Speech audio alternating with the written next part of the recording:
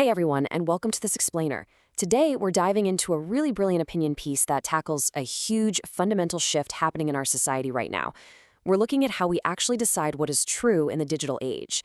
We'll be unpacking an analysis called Justice in the Age of Viral Certainty. It uses that incredibly polarizing Manchester airport incident from July 2024 to show just how easily a single explosive viral clip can completely upend due process. It is a fascinating look into human psychology, the digital attention economy, and basically our entire collective search for the truth. To kick things off, I want you to picture something. Imagine you're watching a murder mystery, but you only get to see the final 5 minutes. So, who's the killer? It sounds totally ridiculous, right? I mean, you would never confidently point the finger at someone without seeing the setup, understanding their motives, or, actually looking at the clues.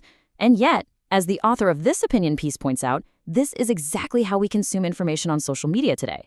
We're constantly being handed just the final 5 minutes of a confrontation and then immediately expected to be the jury. Section 1, the 20-second viral verdict.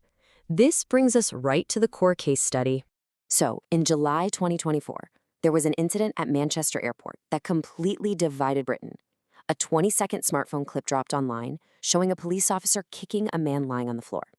Literally within hours, that short clip had millions of views. Politicians were chiming in, campaign groups were organizing protests in the streets, and just a massive wave of instant outrage flooded the internet. Long before any official investigators had even started gathering evidence, the public had already delivered a guilty verdict. And the author uses this to brilliantly illustrate the huge gap between public perception and legal truth.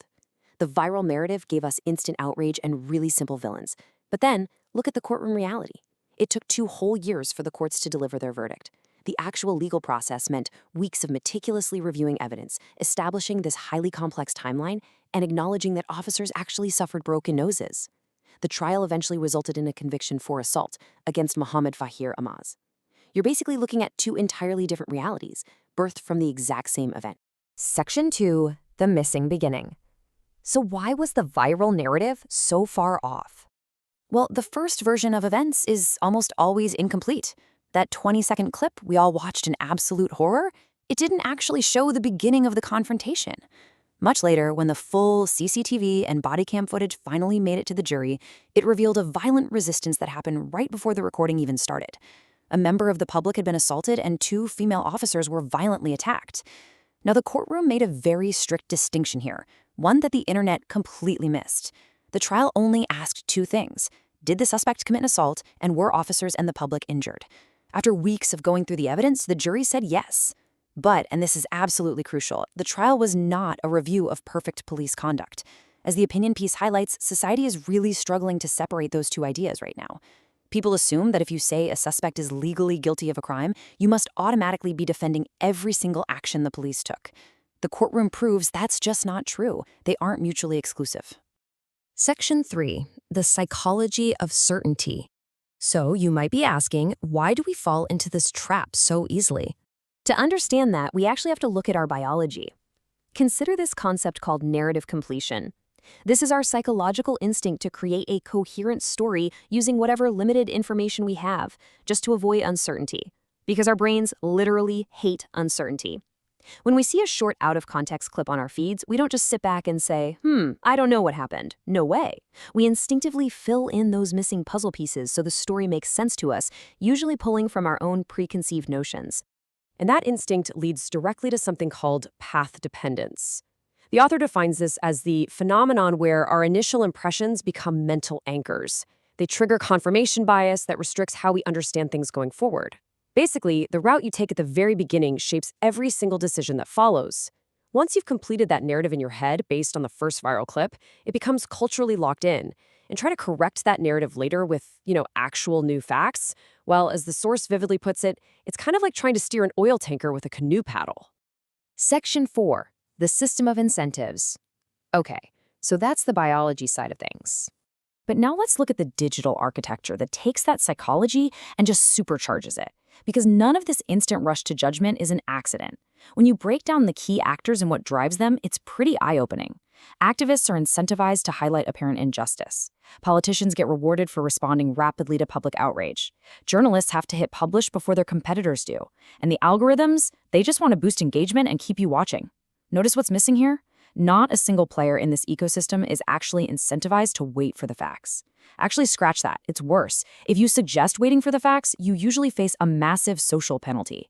And that brings us to this incredibly sharp takeaway. Speed beats certainty. Emotion beats accuracy. And it's really important to get that this isn't some dark, deliberate conspiracy. Nobody's sitting in a smoke-filled room pulling the strings. It's just how the modern attention economy evolved. The system automatically rewards outrage over reflection, because outrage is exactly what gets us to keep clicking. Section 5. Slow Justice, Fast Internet. What we're witnessing is a 20th century justice system, one designed to carefully protect due process, trying to survive in a 21st century attention economy that runs strictly on immediacy.